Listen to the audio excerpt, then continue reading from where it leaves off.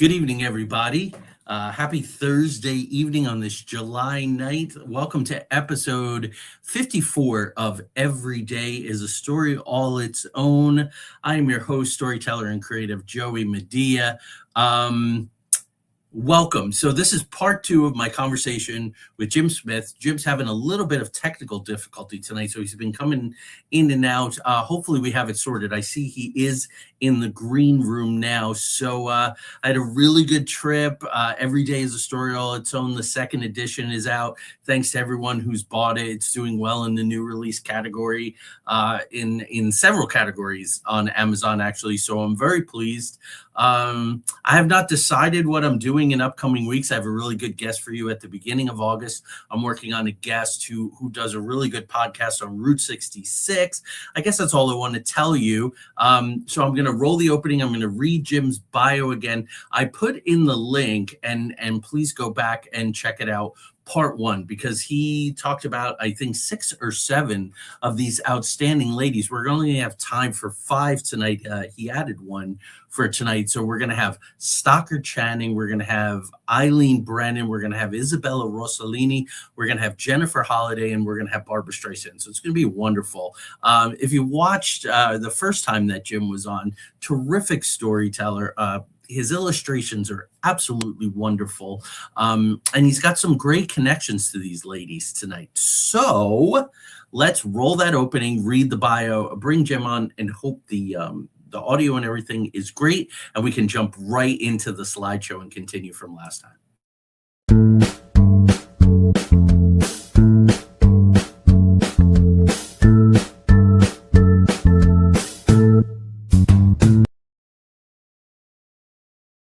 All right. Jim Smith is an illustrator from Philadelphia, specializing in popular culture with an emphasis on gifted and/or unique women. In previous incarnations, he acted, studied musical theater writing, and worked as an assistant to feminist icon Gloria Steinem. He has self-published 2 books of illustrations, with a third on the way, focusing on the art of show tunes. He posts new work weekly on Instagram at Jim Smith Art. You can also follow him on Facebook, where he puts his art up every single day. So I grabbed a new Isabella Rossellini last week. So we're going to keep our fingers crossed. Hi, Jim. Hello. Oh, we're good. We're great. Okay, we're awesome. I made it. The miracle of live. It's why I do it, my friend. So, wow. Thank you for making the time to come back so we could continue. Of course. You took quite a leap of faith starting the show when I wasn't quite connected. But we're all here now, so. I just had a feeling. it was going to be okay. So I am going to pop up the slideshow. Oh. We are starting tonight. If you don't mind just kind of jumping in. Sure. So these are illustrations of Stockard Channing, who I've loved forever, even before Grease. I think I saw her in a TV movie called The Girl Most Likely To, where she was an ugly duckling who was mistreated, and then I think she has plastic surgery, and she's beautiful, and everybody wants to be nice to her, and she goes around killing all the people who made her miserable, which was like fantastic. It was really funny though, wasn't and I just read this article that says, well, something about like, why do Americans have to have a hierarchy of everything? Why do we have favorites?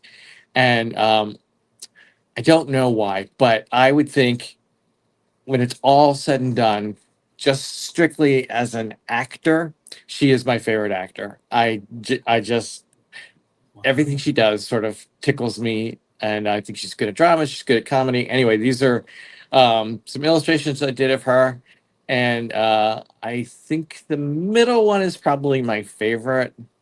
I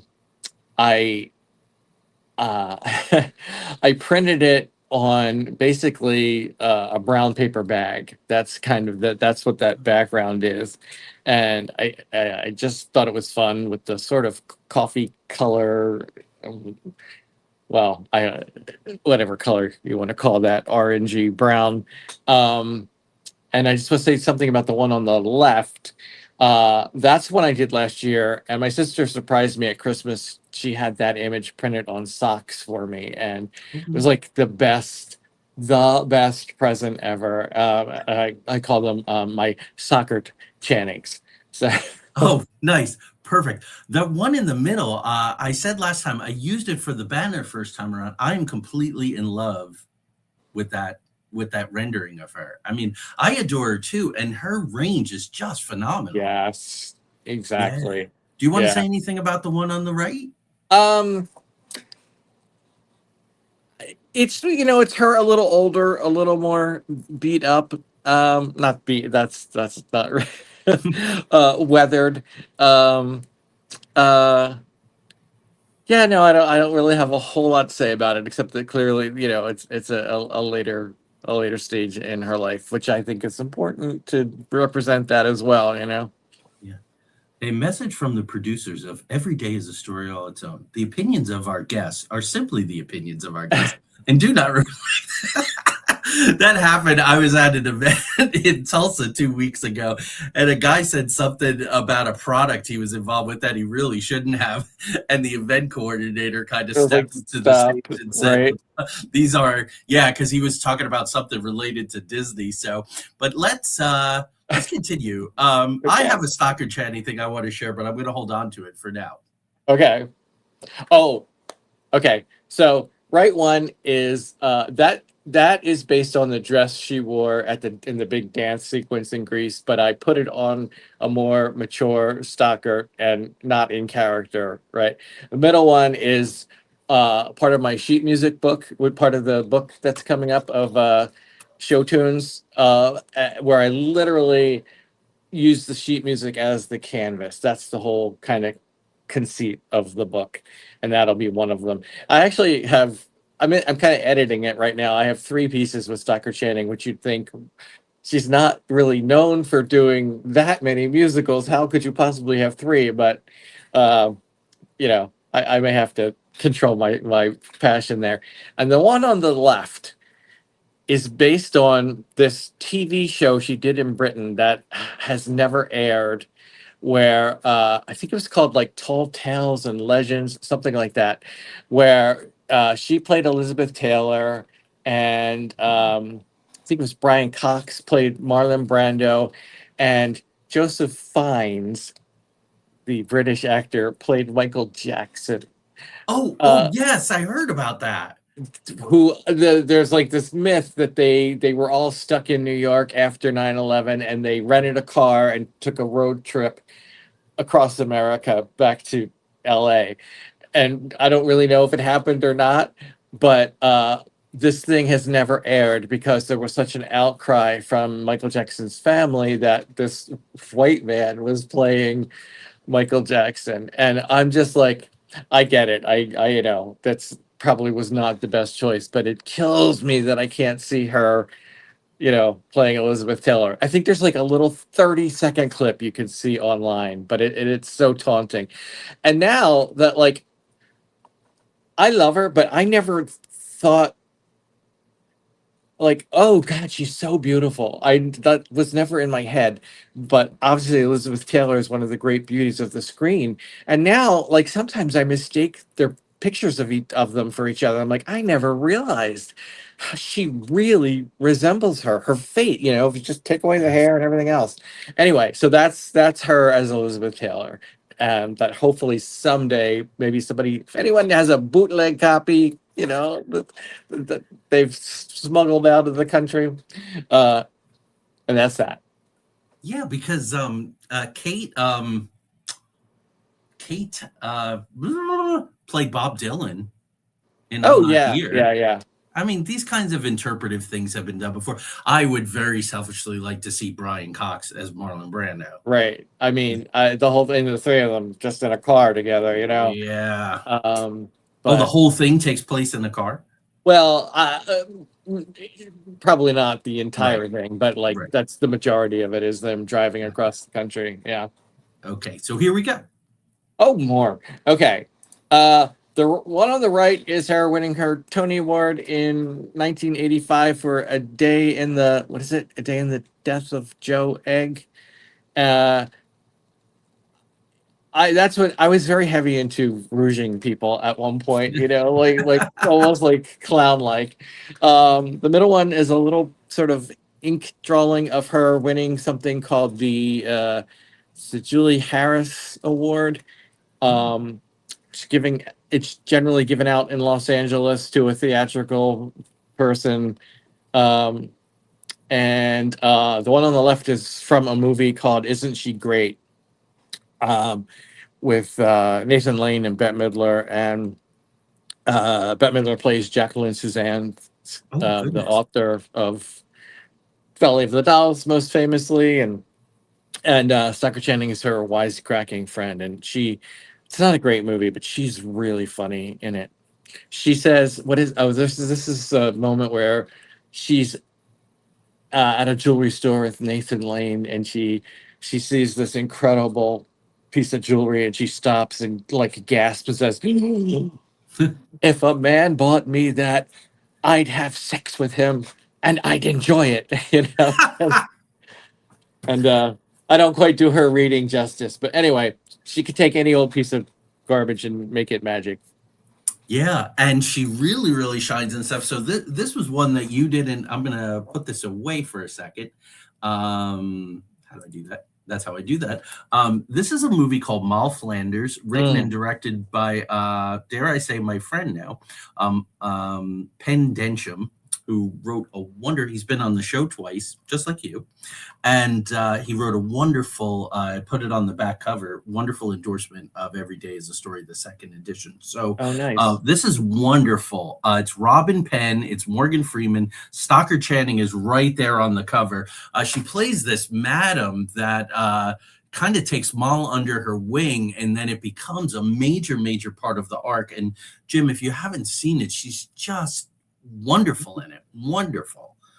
Some of my favorite stuff that she's ever done.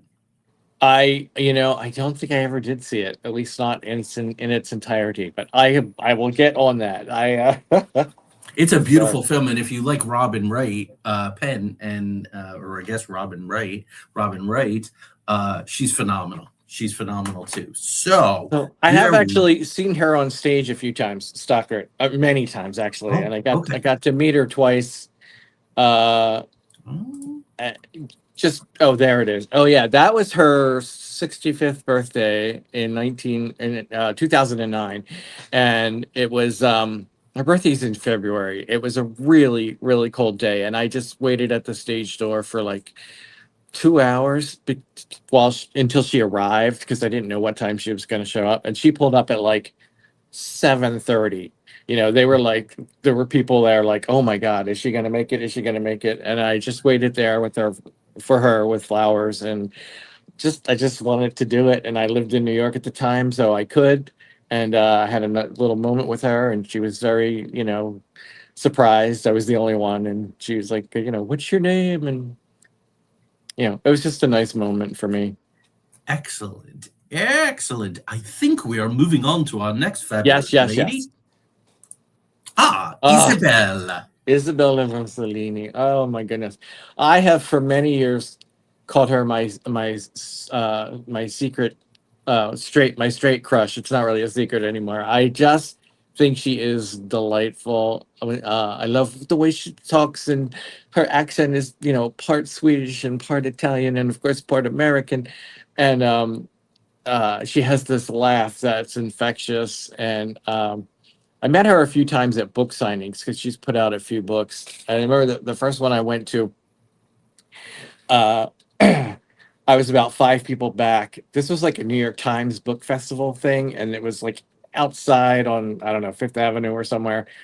And she kind of looked up from what she was doing, and she smiled at me, and it was like, and I felt like, the flush of a thousand suns on my cheeks, just sort of basking in her glow. Anyway, um, I guess I should explain what these are.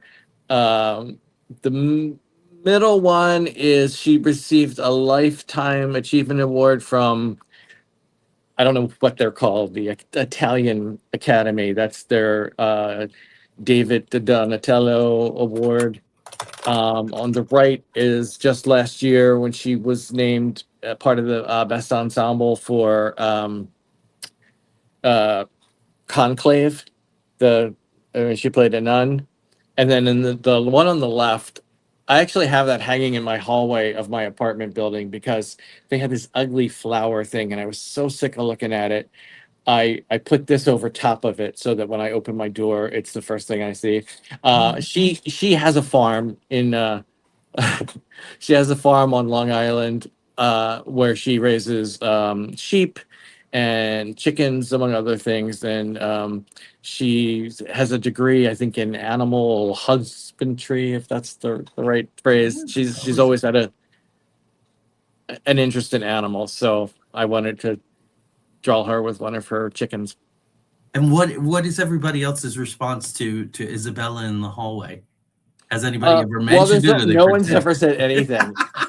That's so. I just sort of tacked it up, and there's only one other apartment in the building, Oh, okay. and nobody's mentioned it. They're probably like, where did that come from? But I it came love from it. me. Yeah. Okay. Um, the one on the right is just sort of I guess I found a picture I liked, and I love the expression, and I liked the color, and the one in the middle is from, I think, an appearance at Cannes, like maybe 10 years ago or so. I thought it was an interesting, sort of figure that she cut there. And then probably the most interesting one to me, anyway, is the one on the Mhm. left, which is she played this baroness in this very strange sort of experimental film by this Canadian filmmaker named Guy Madden, and it's called The Saddest Music in the World. And she played a baroness for and the owner of this beer company, um, who had lost her legs in a tragic accident, and her replacement legs are glass filled with beer. That's the kind of crazy movie it is. Wow. And and they have this contest to find the saddest song in the world. And there she is with her beer legs. That's I, hard to top. yeah, I know. It's quite an image, right? Yeah. Uh, Wow. Wow. Oh, here we go. Some more. oh wow. Okay, here we go. On the right, just another uh, portrait of her. That one's sort of in a soft pastel-y kind of pencil type deal. The one in the middle is from, I can't remember exactly, some award show she went to last year for the for Conclave. And the one on the left is from an upcoming film she made last year with Joan Collins. That's Joan Collins on the left as uh the name is escaping me. Um uh oh God. You know, the woman. Let me see if I can help you out here. Yes, you probably can. You talk, I'll type. Oh, okay. It's the woman that the king gave up his throne Duchess for. of Windsor. Yes, yes, yes. Wallace Simpson. Wallace Simpson. I'm sorry, Mrs. Simpson. Yes. Wow. And Isabella plays her lawyer, apparently, and so it's about her later in life, and it looks interesting. Um, and there was like one little snapshot of it released last year, and I kind of glammed onto it, and I thought, well, let's see what I can do with that. So Yes, I'm looking at it. I'm looking at the source material. Yeah, I'm reading a wonderful book about the royals and the intelligence community. So I just went through that whole Wallace Simpson thing again. That one on the right of Isabella, I just love. That's right up there with the Stockard Channing one. oh, thanks. You really capture there, which is what a good portrait painter does, is what's the real essence of the person. You do that so well in the midst of doing your own whimsical and experimenting with color palettes and media. And it's wonderful. I can't even say they're my favorites, but those always jump out at me, the ones that are almost like portraits that are going to come to life. Yeah, A few more here. Oh, okay. Oh, wow. Okay. So the one on the right was her. Her birthday is June 18th, and I always draw her for her birthday. And that was just a sort of fun photo I found of her with a big oversized hat on it. I think the hat was white or ivory, and I was like, we could do better than that. So that's what I did with it. And then the one on the Well, left, hold on before you move on. yes. Teased us all with I would be with her right now if I hadn't laminated my card. So please Oh, do tell. yes. Oh, what is that about? Oh, that's based on a pretty famous Friends episode where Ross and the whole he's talking a whole episode about he wants to have like uh hall passes, women, famous women he would be allowed to sleep with if he ever met them. And he had Isabella Rossellini on his list, and then I think Joey said or Chandler said she's never going to be in New York. She's so international. She'd be traveling all the time. So he put somebody else on the list, and then he had the card laminated, and then at the very end of the episode, who comes into their coffee house? Isabella Rossellini, and he's like uh, he's like, oh, but she's not on my list. And Rachel's like, let's call her an alternate. You go for it, because. Uh, uh, uh, so he goes over and he's like, oh, but you're on my list of people I can sleep with, and blah blah blah. And he's like, she's like, and he's like, but you know, she's kind of horrified at it, but she's bemused as well. And he's like, she says, "Well, let me see the card." And she's like, "I'm not even on this list." She's like, "Oh, well, but I had to take you." She's like, "It's laminated." It's like it's not the final card. That's what he says. It's not the final draft. He's like, "But it's laminated." So anyway, I that's what. vaguely remember that. It's Very a cool. funny little clip. It's just like a couple of minutes. Just a little tag at the end of the episode. I love the Um, coffee house. I love the coffee house cameos. yeah. Billy Crystal and Robin Williams is one of my favorites. I don't remember them. I'll have Oh, to go. I'll have to you look should for find a it. clip of it. It's really, really good. All Unless right. I'm completely misremembering, but I don't think I am. You And we could. I can't mean, can't play it because they'll take the show down. But let me just see. Robin Williams and who did I say? Billy Crystal. Friends. There it is. Friends episode. Yeah, you can find it. It's on YouTube. all right. I will find it. I Yes, will it's find it. very cool. It's a very cool little clip. So anyway, the one on the left with Ingrid.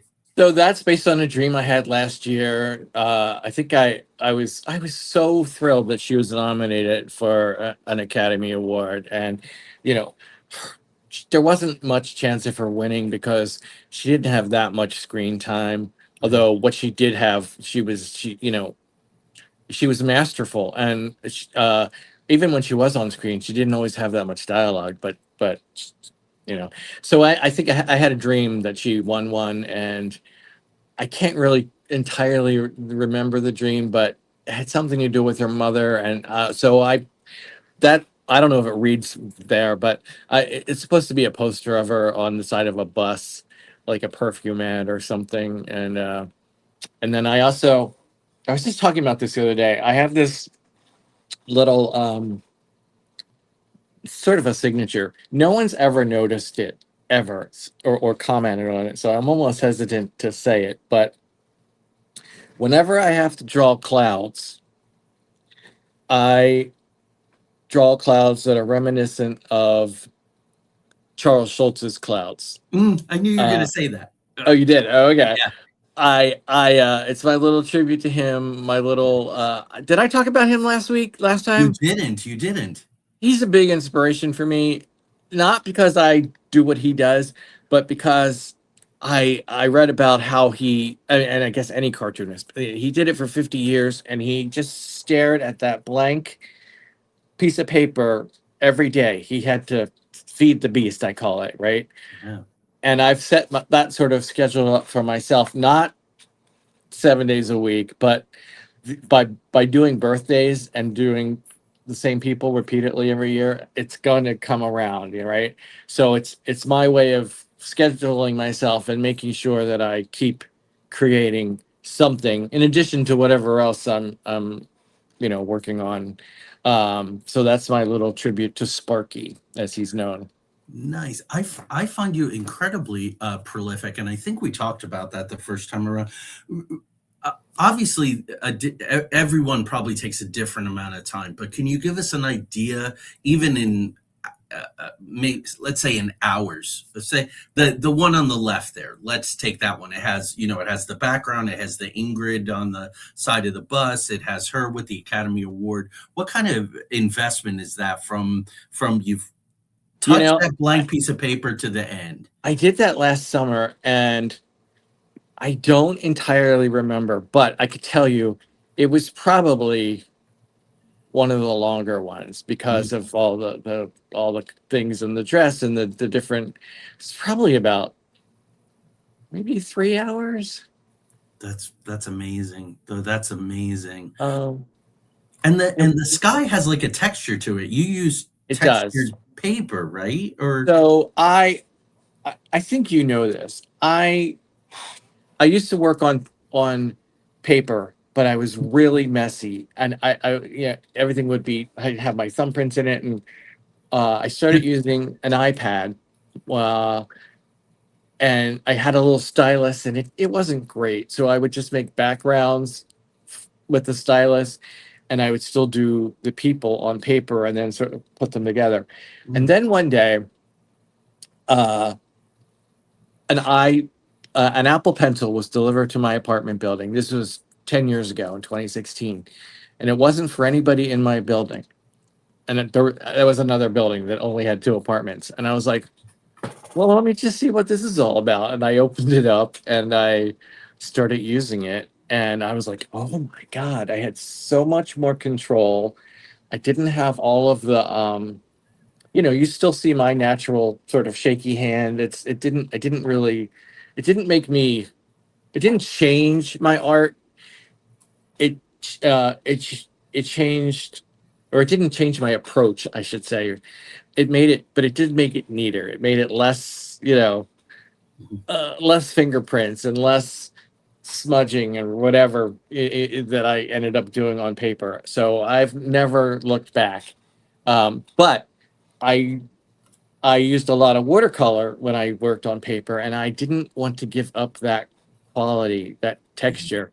So I have some tricks to do it, but basically I finish the piece, and then I just very simply I have a picture of a piece of watercolor paper, and I blend that into the picture. And that's all it is. And sometimes I use 2 pieces, or sometimes I use I think they call them teeth, the little, the different, the weave, and different papers have different weaves, and some are bigger and some are smaller. I tend to use 1 or 2 more than others that I've just gotten used to. But, I usually tell people that if they ask. If they don't ask, I don't usually tell them, but sure. I mean, that's how I do it. Very, very neat. Now I have to ask you about the Ingrid there. I immediately thought of Ingrid Bergman, no? Oh, of course it is. Well, yeah. She's Isabella Rossellini's mother. Somehow that has escaped me in 58 years of my life. Thank you. What? Yeah. Maybe I knew that at some point. Tanya, at some point, know that? Tanya, I'm sure Tanya's saying yes. Yes. Yeah, we'll see. We're waiting for the chat room to light up with her response. My sister should be watching. Kathleen, you knew that too, right? If you're out there. It amazes me who is whose relations sometimes. Margaret Qualley, who's blowing everything up. She's yep. Oh, Tanya says she did not, so I don't feel so bad. I don't feel so bad. It's funny because people were making fun of her online last year because every interview she did for, in the run up to the Oscars, she's like, well, my mother was Isabella Rossellini. Like, it was like, my mother, Isabella Rossellini, once said to me, it's like, I love it. I mean, Ingrid Bergman. Sorry, I'm saying the wrong okay. name. No, I was wondering if she was being coy. Now I won't be able to unsee it, right? Like Margaret Qualley is the daughter of and her Andy name is McDowell.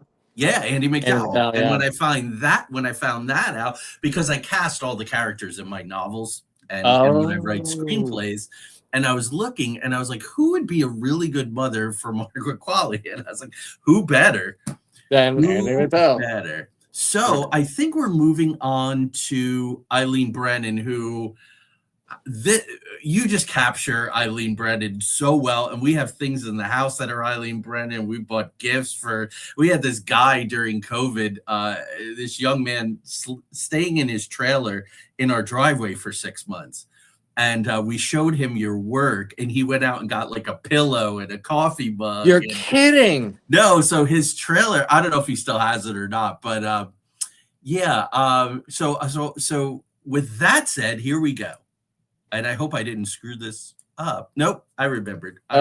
Wow. So take us through it. All right. This one, she means so much to me. And I watched her on TV as a kid. I think I remember seeing her maybe as young as like 9 or 10, and watching her on different shows and different movies. And but okay, I'll just take you through these. On the left that's her in the Last Picture Show, where she played the world weary waitress, Genevieve. And in the middle is her in Murder by Death. Yes, it's a wonderful comedy. Her and Peter Falk are so good together. I should have thought to pull it out, but you see the little brooch she's wearing? It's sort of diamonds or cubic zirconias and a sort of ruby kind of thing. I own that now. I won it at auction. Oh wow. A friend of mine who lives in California, and he keeps an eye on all those things, and he called me up one day and he's like, you have to bid on this, and I went right online and I bid on it, and I was like, what am I doing? But I won, and so I have that little piece of costume jewelry. And then on the right is her with her Golden Globe in 1982 that she won for outstanding lead actress in a comedy series for the TV version of Private Benjamin. And I have right here the actual Golden Globe, which is heavy, and you could kill someone with this. You really, really could. And I love that I have it. I became friendly with her son Patrick, who is also an actor, a very good actor, and he was looking to sell some of his mom's stuff, and he asked me to help him figure out what he could do with the Golden Globe and where he could sell it, and I was like, why don't I just buy it? And for like the one and only time in my life I had any money at all, I spent it. I used to tell people that he gave it to me, but he, just because I felt like funny that I'd spent all that money on it. But he was like, he wanted it to go to a good home. He wanted it to go to someone who valued his mom and her work, and we're still friends. We still talk. He calls me up now and then, and we just chat. And anyway, this is her Golden Globe. So that is wonderful. I like that. I like that a lot. So I just have to say, and I'm so sorry, but I mentioned Penn doing an endorsement. Well, Last Picture Show, if I'm not mistaken, was directed by Peter Bogdanovich. Yes. his sister Anna also wrote a really nice endorsement of the new edition of Every Day is a Story also. Anna Bogdanovich? Yes. Wow. Who's wonderful, a musician and writer and producer in her own right, a wonderful person that I met through a mutual, through a colleague, friend. But anyway, yeah. And I sent my book out with a guy that I had written a screenplay with. He was going out to have meetings with her and some other people.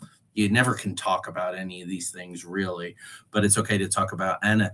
And out of the blue, Jim, I opened up my email, and here's this: your book is on my nightstand, and I'm voraciously devouring it.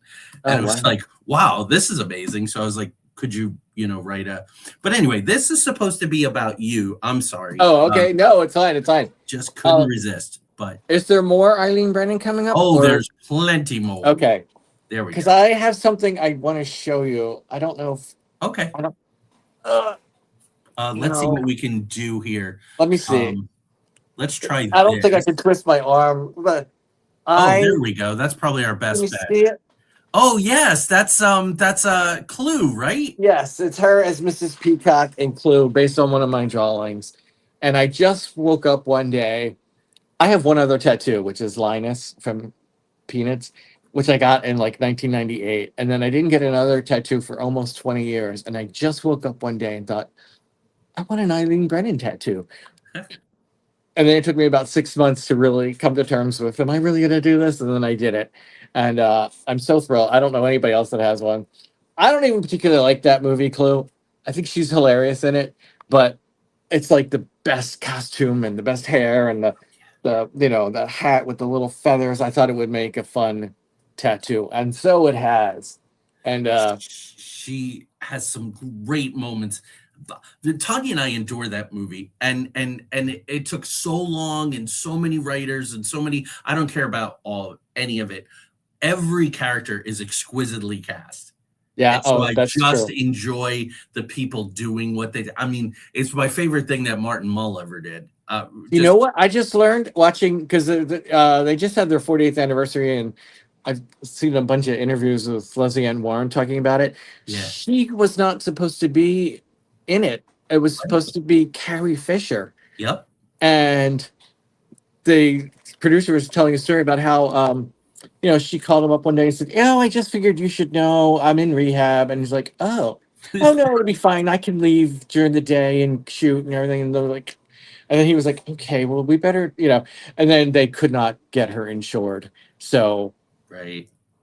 the part opened up, and they got Leslie Ann Warren, who I And she think was is terrific, and she talks about how yes, she's taped into the dress. yes, yeah, You oh yeah, know, yeah. She looks fantastic in that movie. Anyway, she truly. And Madeline Kahn, the one line that she begged them to keep in, and they did. She improved, and they really didn't want anybody but flames, Flames, literal Flames. flames. Yeah, yeah, it's Wonderful. classic. Oh, this is fun.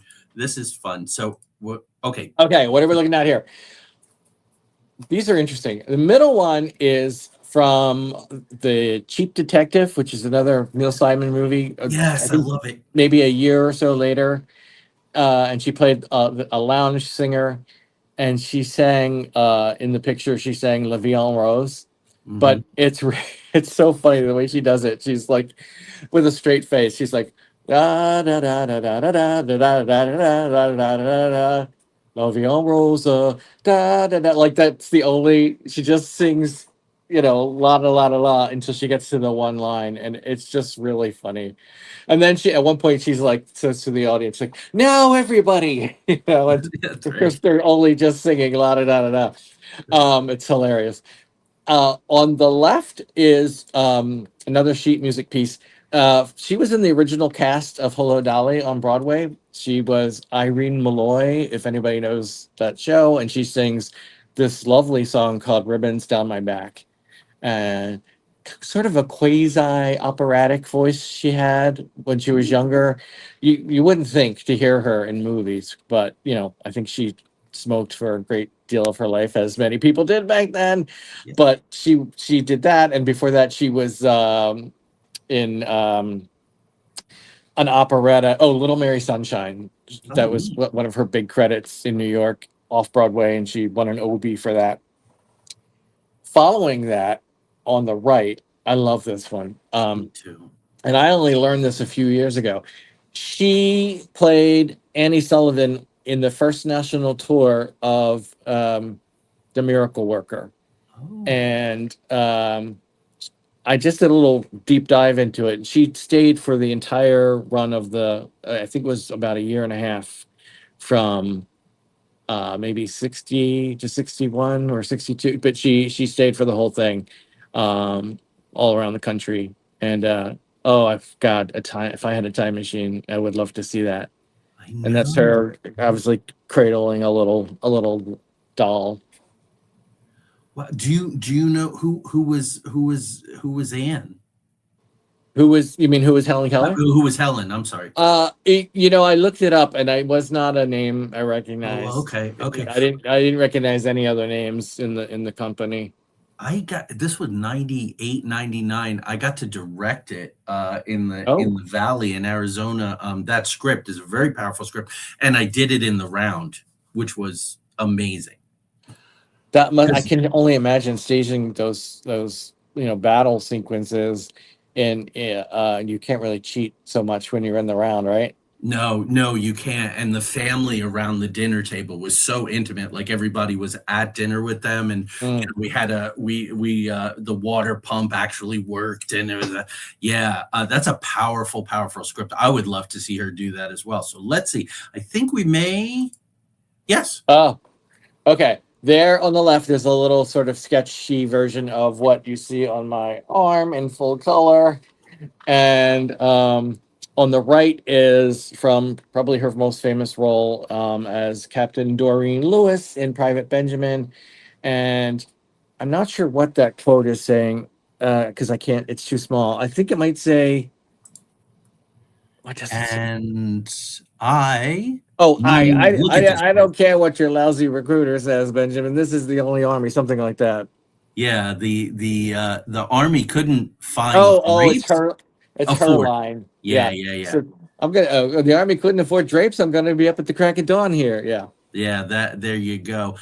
So that one on the left is I mentioned the young man who stayed in our driveway for 6 months. You don't get to say that, but probably once in your life, or you shouldn't get to. And that was on a pillow and on a mug. So this is a good time.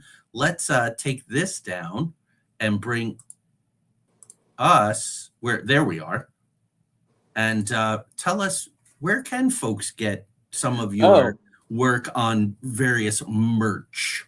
well, I do have I do have a shop. Um, my sister said make notes, and god damn it, I should have made notes. But uh, the best thing to do, because I'm having trouble remembering the name of it. It's but if you go to Instagram and go to Jim Smith Art, there is a link to my shop in there.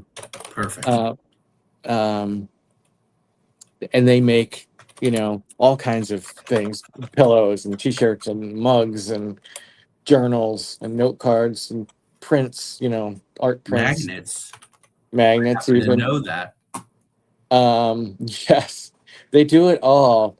um Is it threadless it's threadless. It is threadless. oh, it Yes. is threadless. You can Okay, look because up that's what we Jim use. Jim Smith at Threadless. Yeah. um that it is threadless. And I also there's a brick and mortar store here in Philadelphia that sells a lot of my stuff, prints and postcards, and I used to do t-shirts, but that's such a you've got to put so much into that, and hope that people buy them, and hope that you get the right sizes. It's easier to just have somebody go to the website if they want a t-shirt and order it for themselves. Absolutely. um but the shop in Philadelphia is called the South Street Art Mart, and you can find they are at southstreetartmart.com. They're a great little independently owned shop. And let's see. Oh, and I always tell people, sometimes people ask me, because I post so much. I can't put everything in my shop. It's like it would be ridiculous. And so, but I tell people, if you see something that you like, if you see a, I can always add it to the shop if you want to, you know, I don't know, whoever, you want a Dolly Parton T-shirt, you want a Holly Hunter T-shirt, you want a, a Diane Keaton, whatever, whoever. If you see them in my shop, I mean, if you see them on my Instagram, I can always add them to the shop if you want, and There I you go. do sometimes. So I'm a Mention every day terrible as a story. self promoter. What's that? I said mention every day as a story when you do. For a discount? Oh yeah, I Well, should. Jim, Yes. I saw you. I heard you on Every Day is a Story and Can I Get? You know what we should have done? Oh my gosh. And now I'm blanking. This is horrible. Catherine O'Hara, who just Oh passed. You yes, must have a series of Catherine I O'Hara. do. I have to tell you, I found her face very. Every time I've tried to draw her, I find her face very difficult to capture, and I'm not sure what that's about. Um, so you'd have to judge. We'd have to go back and see how I did, I guess, That's interesting. A very expressive chameleon-like face, but so Yes, maybe that's it. I mean, she's beautiful, and maybe that's it. Like, is she too beautiful? I don't know what it is, um, um, but I have attempted her several times, and I certainly did do a few pieces when she passed away earlier this year. And you keep talking. I'm gonna see if I can find her on my okay. Instagram. We'll David, just see how. David, I have a quality of beauty, David, that is David, impossible to David, capture, David. If you say she, fold the cheese one more time, okay, so here we go. I'll tease the. Oh no, we have two more. You sent if, me a lot, and I put them all up, oh, and I thought good these two Lord. go wonderfully together. Yeah. On the left, that's kind of her 80s sort of look, and her hair pinned up like usually how she wore it in Private Benjamin. And on the right is, I think that's actually the night she won the Golden Globe. She's certainly wearing the same outfit. Oh no, well, maybe it's not the same night because she's got her hair down. And then I just sort of superimposed her signature onto it. Yeah, I like that. That one turned out Very nice. nice, very nice. So yeah, so I think that's it for Eileen. Do you have something ready to show us? I do not because I can't. Oh, I okay. can't. It's just not working. All Oh, right, that's okay. It was just going to folks. be a mediocre Catherine O'Hara. So Go to Jim's pages and see his mediocre Catherine O'Hara, please. All right, let's move on. Yeah. So uh, this was brand new. I just received these yesterday. yes, I'm going to try to talk through this fast because then we've got one more. Right? How long do we have? Let's say we have about another half an hour or so. So Okay, I that's think plenty. we're good. We've gotten through three in about 45 minutes. So you got Okay. about 15 minutes per lady. So you're All good. right. I'll make this happen fast. So this is Okay. Jennifer Holliday, the Tony and Grammy Award-winning original star of Dreamgirls on Broadway, and I've become a little bit friendly with her. I've seen her a few times. Her club acts, and I saw her a couple summers ago. She was in Chicago the musical on Broadway, and Here's a tease. there's this, yeah, there we go. And she was at Studio 50. Well, they don't call it Studio 54 anymore, but in the basement of where Studio 54 used to be, there is 54 below, and it's because it's in the basement. There is a beautiful little sort of supper club, nightclub there, and she did an act there. She's been there a few times, but she was there. This was in 2023, and it was really expensive, like super expensive, because they were trying something where you got a fancy dinner with it and all. But I went, and I had been writing back and forth with her a little bit on through Instagram, and I'd sent her Christmas cards and stuff, and so and she'd seen my illustrations of her, and she was very sweet. Anyway, I went to the show. I'll explain. The thing on the left is, um, she told the story about how Marvin Hamlish really helped her in her life and her career when she didn't know where her next job was coming from. He said, put together 45 minutes. You can always come. And, he ran a couple of symphony orchestras around the country, Pittsburgh, and I forget the other one. He said, you'll come and you'll sing with me and the band. And so, as part of that little story, she sang What I Did for Love, which was gorgeous. And I recorded it, which you're not supposed to do, but people do.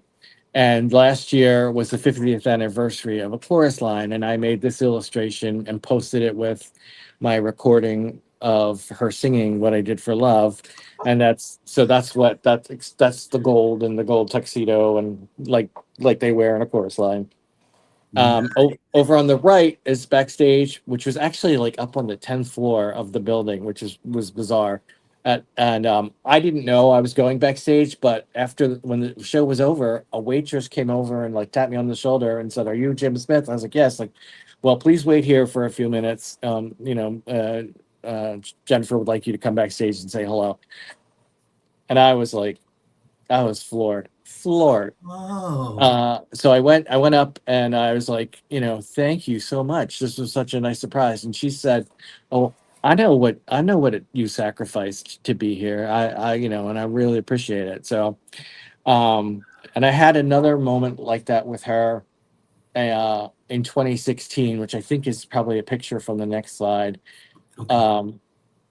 You jump in if you want to ask a question. Well, it's not the next slide. I didn't want to ask a question. I just wanted to say I like the Andy Warhol-esque replication of the Oh, different colors. The sort of I love it. yeah.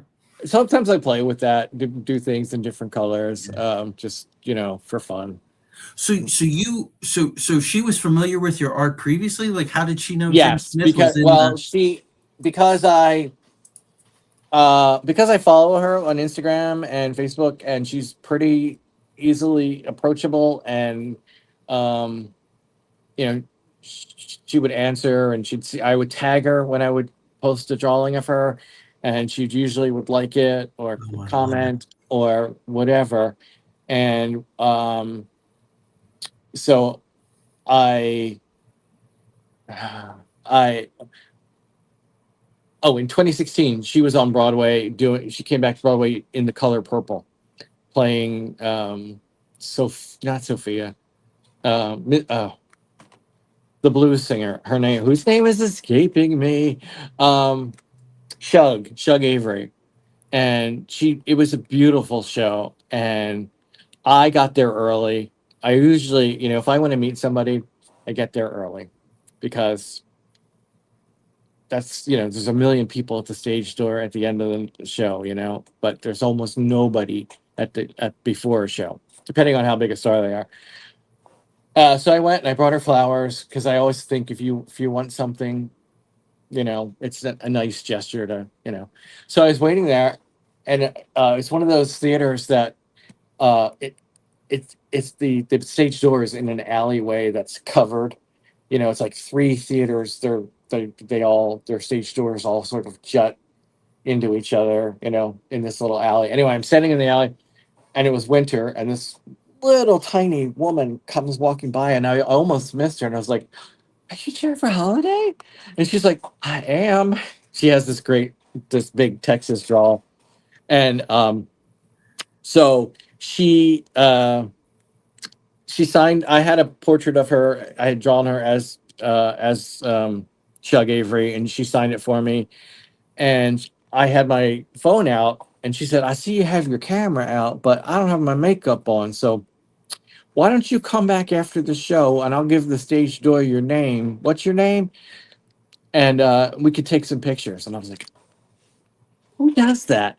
Who I'm does with you. that?" I am with you. So I was crying like violently at the end of the show. There we are. Oh, and they had me come backstage, and they put me in a seat like right off the stage, and while I waited for her to change or whatever, and somebody came and got me, and they brought me upstairs, And I saw her and I was like, and I said, I'm so sorry. I've been like ugly crying for like 10 minutes, 20 minutes. And she's like, that's okay, baby. And she gave me a big hug. Like we were old friends. And she pulled somebody from the hallway and made them take our picture like 3 times until we both liked it. I mean, it's just like nobody does that, like she didn't know me, Yeah. so that has stayed with me. And then she's been so kind every time I've seen her. I saw her when she was in Chicago, and it was a really hot summer day, and she came out in between shows. It was a matinee, and she had already signed a program for me because she knew I was there. Well, I saw her on the way in. I gave her flowers and whatever. And so she had a program already, and this nice thing she wrote about how, you know, my art, but how I celebrated Broadway and not just her, and just really kind words. And I do we have time for another story about her? Well, I want to make sure we have Okay. another 5 pictures here. So if we can Okay. do All right. both, yeah. So on the left is her, pretty much what she looked like the night I saw her at 54. She wore this sparkly outfit. On the right, I don't remember what that's from exactly. It was, I think, a review she did somewhere of, I can't remember whose music it was. Like, I don't know, Jerome Kern or maybe Gershwin, somebody like that. And I just thought, or Duke Ellington maybe. It was not like a big thing. It was just something she did somewhere. But I love the picture with all the pearls. So I tried to recreate that. And in the middle is from 19 June 1982, and she won the Tony Award for Outstanding Lead Actress in a Musical for Dreamgirls. So that's a good. So there's Dreamgirls on the right there. When Right. Dreamgirls came out, it was huge. It was just Mm-hmm. huge. Everybody was talking about it. Yes, they were.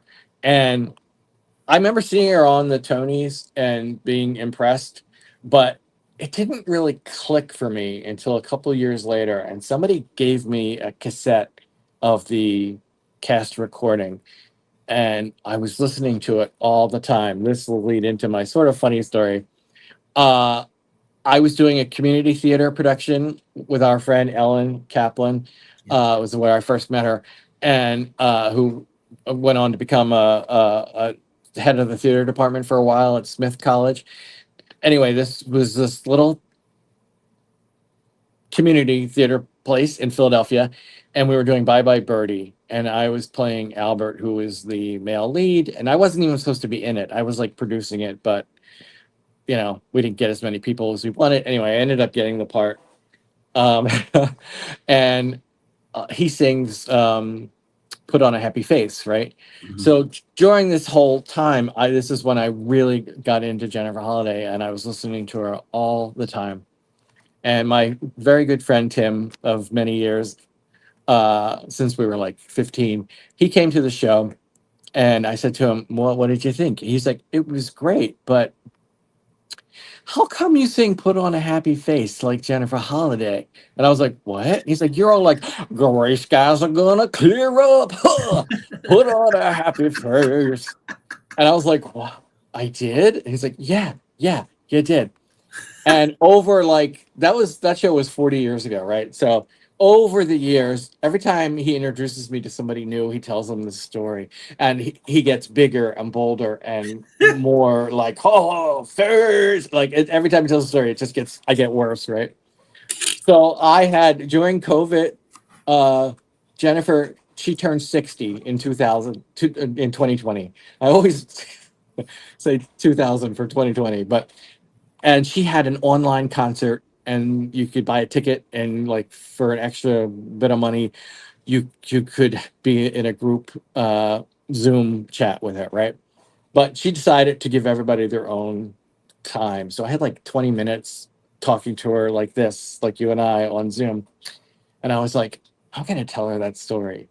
So I told her, and she laughed. So, oh, you think you were singing it like me? I was like, I was. I was like, oh, her, And she thought that was really funny, and she thought it was funny that he progressively made me more and more like her. And then I said, um, you think I could possibly goad you into singing a few bars of it? She said, what, put on a happy face? I was like, yeah. She said, oh, like Grace Scott, yeah, that's the song. I was like, okay. So she did it, she sang it for me, and then she did it twice so I could record it. And, at the end, she's like, put on a happy face. Huh. And, she really, it was one of the happiest moments of my life, and thank God it's on videotape, or at least her portion of it is. Um, so I adore her. And then I found out she's been living with MS for quite a while, and she No. said something. When I feel sorry for myself or I'm having a bad day, I try to remember what I saw her say. She said, I wake up in the morning and I like open my eyes. Like, can I see? I can see. I try to get out of bed. Can I stand? I can stand. Can I walk? I can walk. All right. Let's face the day and whatever happens, happens. And I was like, oh my God, because she has had, I think she was briefly, she had blindness. Oh, She had some forms of paralysis. It's been a rough go, and we don't really hear that. And I had no idea. I saw an interview with her when she talked about it, and so she really, more than anybody, in show business, she inspires me, like, truly. So well, I'm glad we got to spend time on that. Yeah, that's why one of my maxims that I go through life is there, but for the grace of God. Right? yes. Like my life has been pretty damn easy. So I try to keep that. I try to keep that in mind. So okay, awesome. So now we saved. We'll give Uh, everybody another look at that. That is just amazing. And the other one, there we go.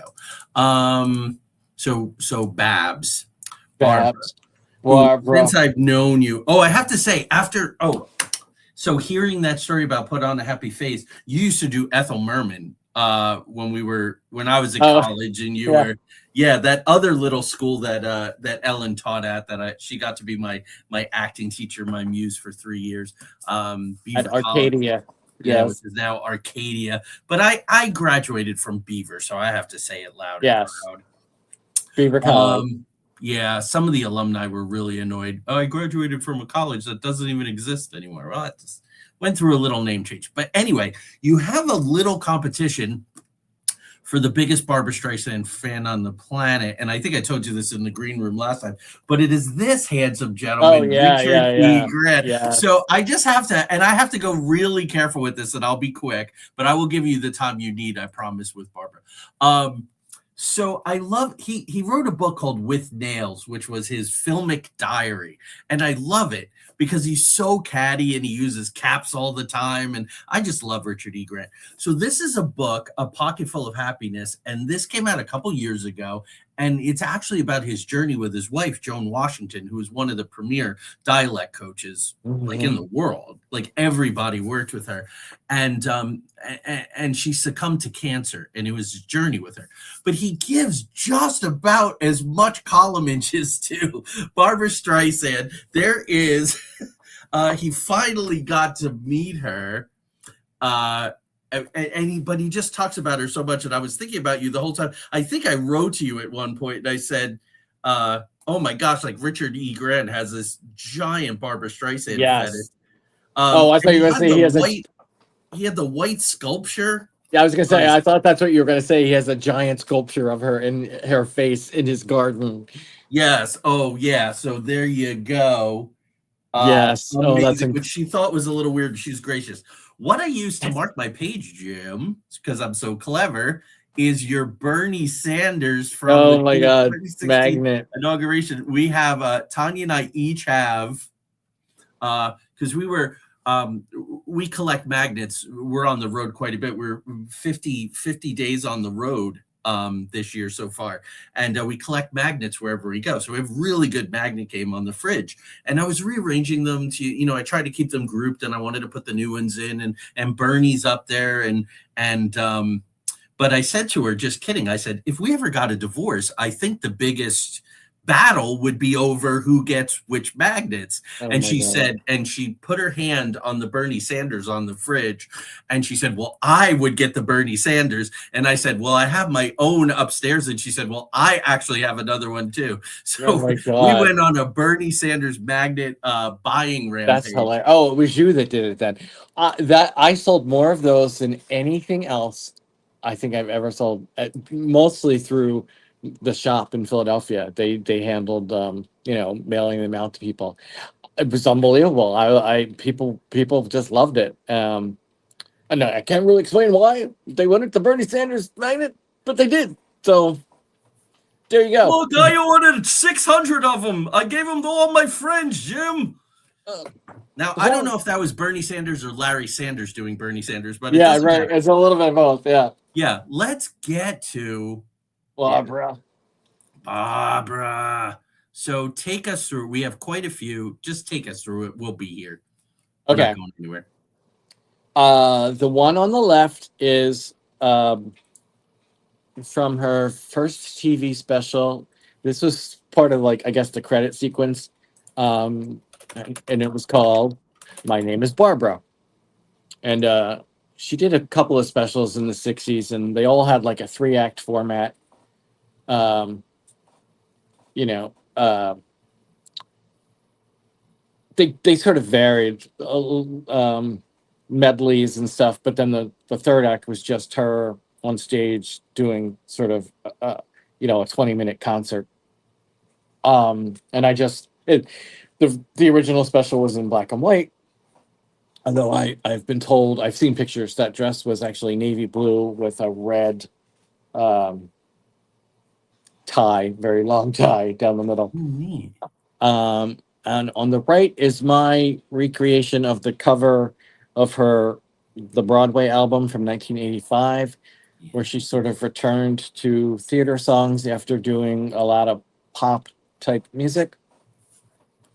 And it's a pretty good album. I think I made you listen to her sing Adelaide's Lament one time back in, Yes. and I because you were not a big fan of hers, and I was like shoving her down your throat.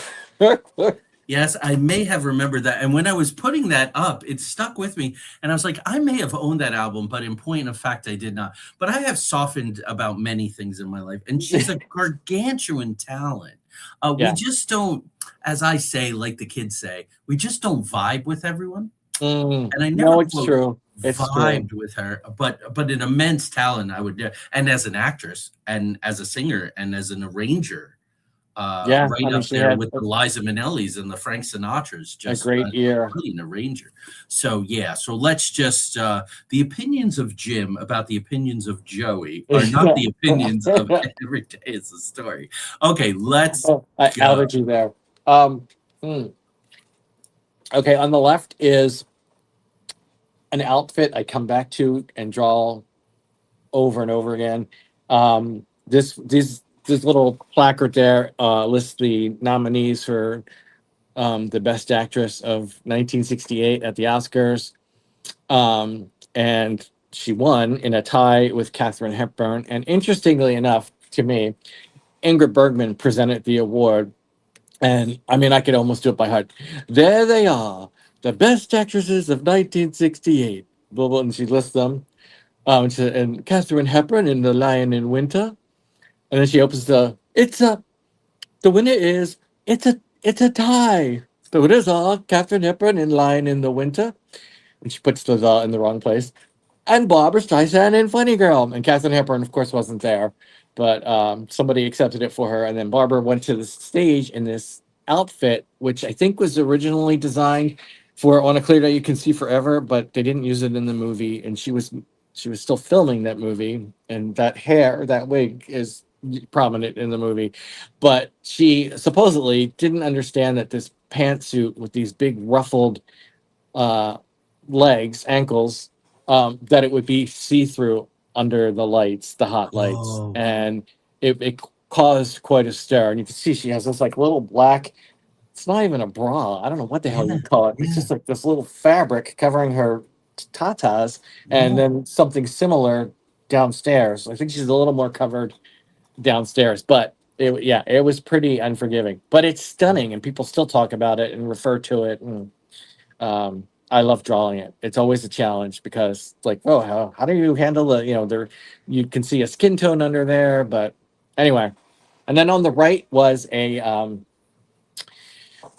the photo is from, well, it was based on a photo taken of her for her album called Wet, and and she actually recorded, it was all songs that talked about water in some way: tears, kisses, Niagara Falls, No More Tears, Enough is Enough, like the duet with Donna Summer is from there. God, she even sang Splish Splash, which was a choice. But she recorded the Rainbow Connection, and it sat on the shelf. It didn't make it to the final album, and then she released it with a bunch of other unreleased tracks, maybe 5 years ago. And then they made it into a duet with Kermit. I'm pretty sure it's the new Kermit, not the old Kermit, but not Jim Henson. But it's cute.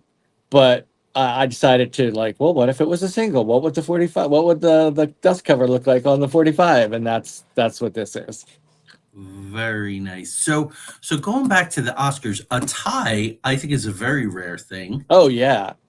And It's never. It's the only time it's ever happened in an acting category, I believe. wow, amazing. And she had yet to do A Star Is Born. Oh yeah, that was years later. That was 1976. And in Was fact, it that late? some people say at the time, like, she was invited to be in the Academy. Now, you don't have to be a nominee. You don't have to have won one. You just have to be prominent in film. But she was invited to join the Academy before the film came out. And so people were like, if that hadn't happened, presumably she voted for herself. Had they not given her that courtesy, there probably would not have been a time. Oh my But goodness, that's but who knows? micromanaging. I know. It's like, maybe she didn't vote for herself. You don't know. And not to put you on the spot like you're an Oscar historian, Katharine Hepburn, was there anything to her not being there? Oh, she never went. She won Oh, four okay. times. She never went Okay. once. The only time she ever showed up was for, I think, 1972, and it was a tribute to can't remember who it was a tribute to, like maybe George Cukor or someone she had worked with and respected, and she showed Mhm. up for that, but she never showed up when she was a nominee. I applaud that. Actually, what was I going to say? I just finished a biography of Howard Hughes, and Mm, she's a fascinating woman in their relationship and what she endured and what she didn't endure, and just an amazing lady. So let's keep going. okay. On the right, there's another example of Oscar night, April 14th, 1969.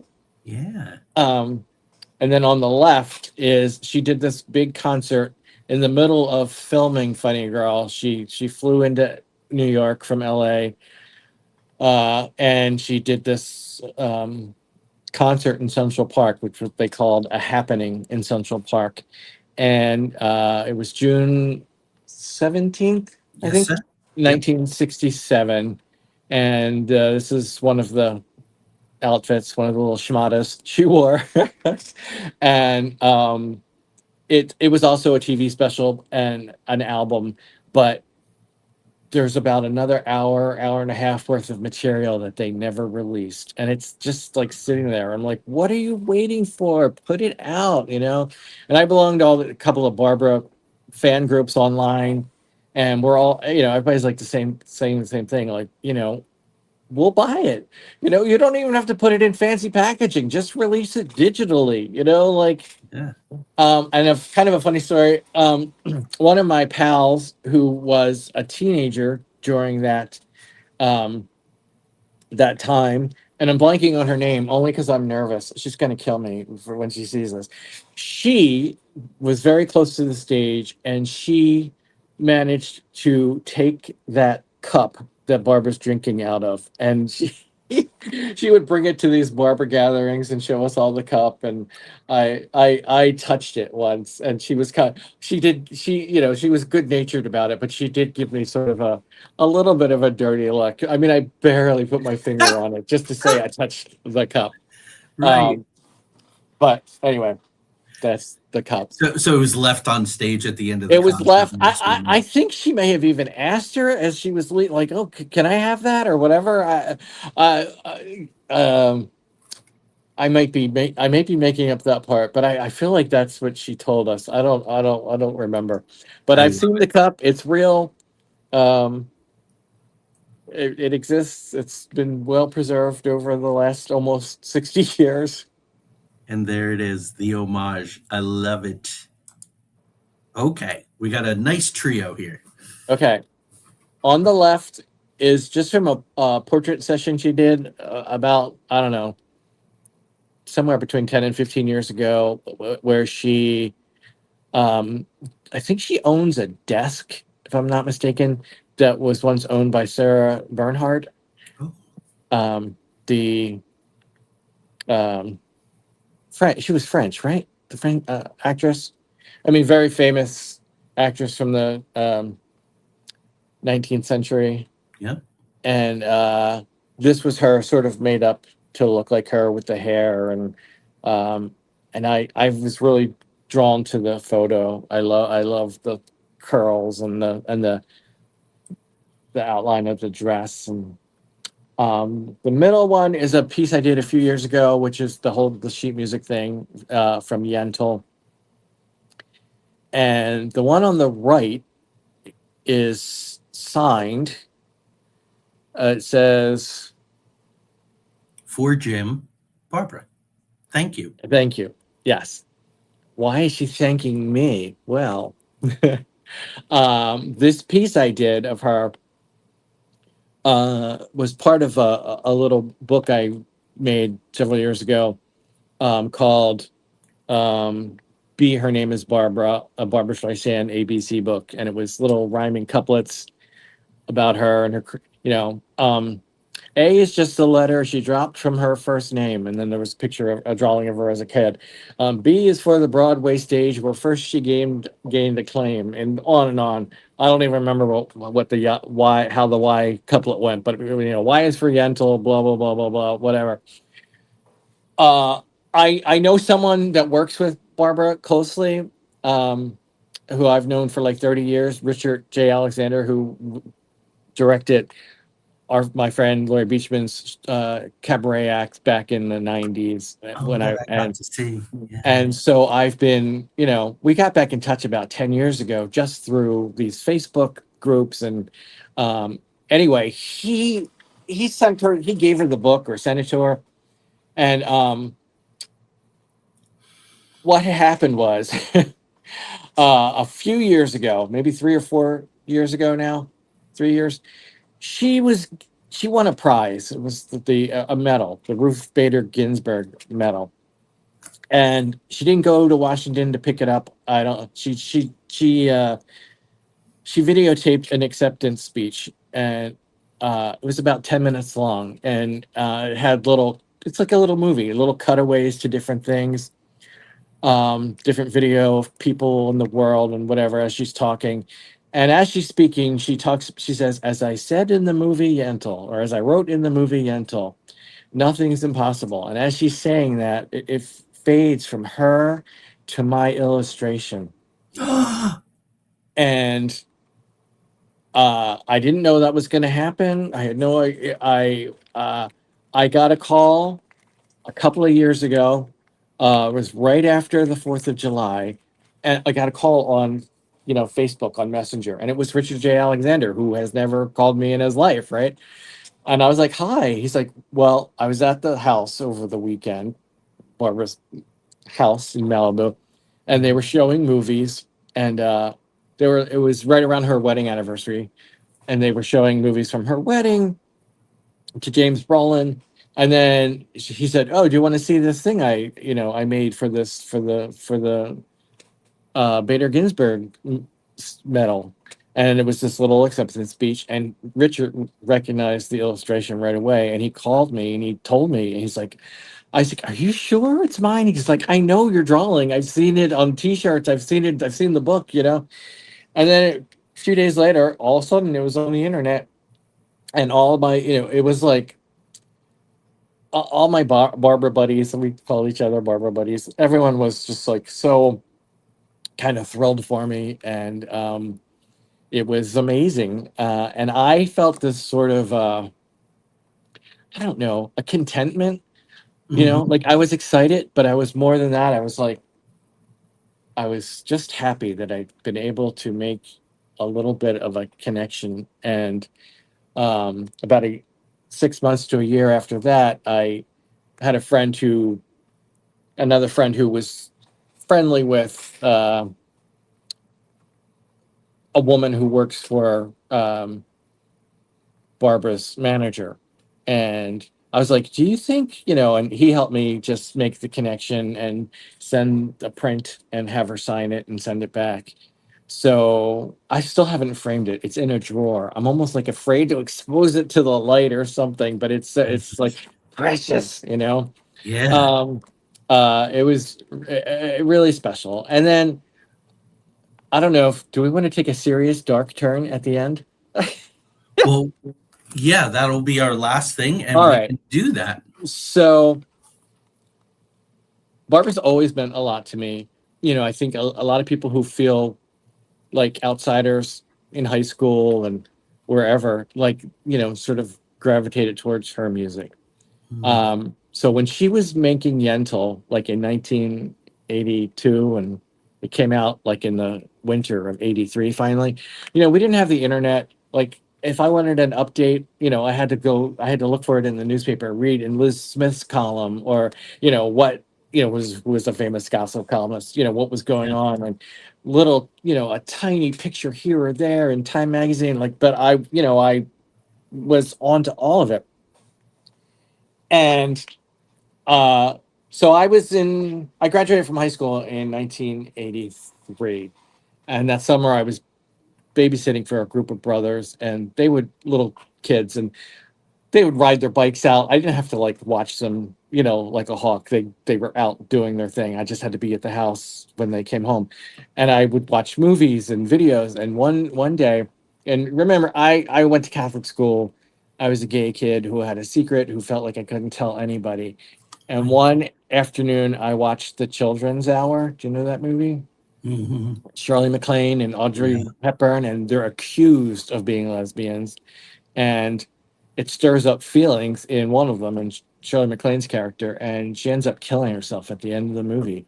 And I just sort of I felt very trapped at that time. And for the only time in my entire life that I've ever actually thought about harming myself, I thought, that's it. That's the answer. I mean, because how am I going to, how am I going to, live my life and be Catholic and all that stuff? And I went to the basement, and I had an old sheet, and I tied it around some water pipes, and I had this thought before was, my thought was, at this point, this was like August 1983. I was like, oh, wait, if I die now, I'll never get to see Yentl. And I've waited so long. And I just thought to myself, and I know it sounds so trite, but I thought, I'll just wait a few more months. And if I still feel that way, then, I can always kill myself later, Yeah. Yeah. essentially. And so I waited, and I saw the movie, and the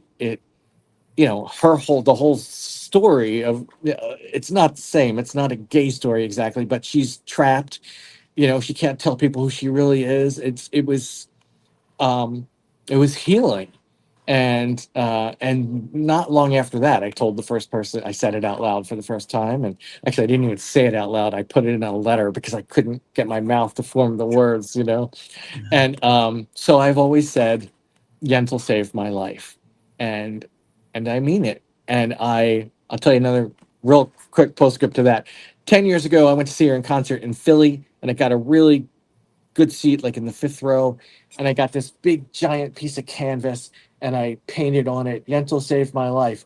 And everybody, I was in my row, they were so supportive. Like, I didn't know that. And we were trying to find the right time to hold it up without blocking the show for everybody else.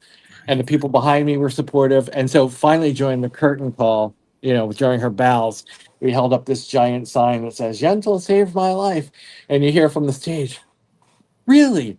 That's fascinating. Thank you. And so that was my actual real, like, okay, I'm happy. I got in some way to tell her what she meant to me, and or what she means to me still. And so, it wasn't that dark a story. It had a happy ending. And she's now thanked you twice Yes. in toto, once in Yes. writing and once vocally. Yes. So, Yes. I I have haven't actually gotten to meet her, but I don't think I even really want to at this point. Like I got, I don't need to put that burden on her to, like, oh, being another fan, Yeah. No, I am with you, and I have my own one of those dark night of the soul stories, and chose not to for a pragmatic reason, but also for that same kind of I may miss something. I may miss something, and I'm not willing to take the chance to miss something. And it wasn't very long after that I met Tanya. It was a matter Oh, of days. wow. Yeah, so thank you for sharing that. Sometimes I feel like Barbara Walters I know, on right? this, but so everyone, thank you. We did it. Please support Jim's work. Follow him on Instagram. Follow him on Facebook. Jim, you of all people, you put your work out there. Did you go to Instagram, go to your settings, and shut off that Muse image thing? Have you heard about this? So Meta's new AI allows people to take your work off of Instagram and AI generate it in different forms.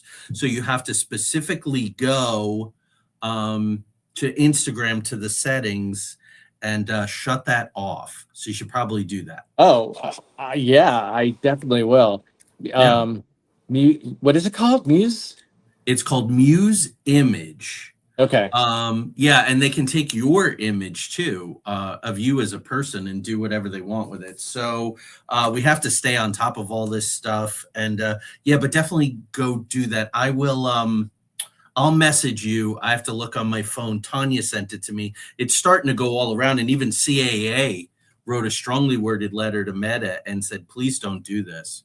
Like, this should be something where people opt in, Right. not how they have to hear it from the grapevine and opt out. So anyway, a little public service message there, folks. We're all trying to keep up with AI and see what happens. So Jim, thank you so much. Oh, thank you for having me. It was a pleasure. I love to talk about, these people I like to celebrate. So I think next year we'll have to do it again. We'll pick well, when my new book is ready and coming out, yeah. maybe I'll come and and not be quite so verbose about each illustration, but share the book with people, let them know where they can get it and so forth. That'll be awesome. Definitely do that. That's the one with the sheet music. Yes. I love those. And I just want to really quick here. I know we're pushing an hour and a half, but look at this, folks. This would be just a regular apron here if it didn't have the music behind it. So it has this wonderful sort of negative space thing that I just absolutely adore.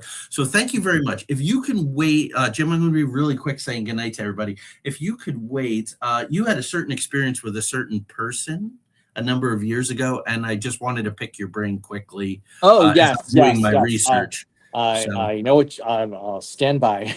All right, thank you. Oh no, I do want to do end stream. Okay, so thank you all. Next week I am doing. So everybody always asks, who is this guy Cyrus Avery that you're traveling all around the country playing on Route 66? And he's a fascinating guy. So I'm going to share my presentation with you, my slideshow presentation. Cyrus Avery, father of Route 66, and so much more. In the next 2 weeks, I'm trying to decide what I'm going to do. So I will let you know, but there'll be creative communications, just me, 3 o'clock in the afternoon. All right. Again, thank you to Jim. And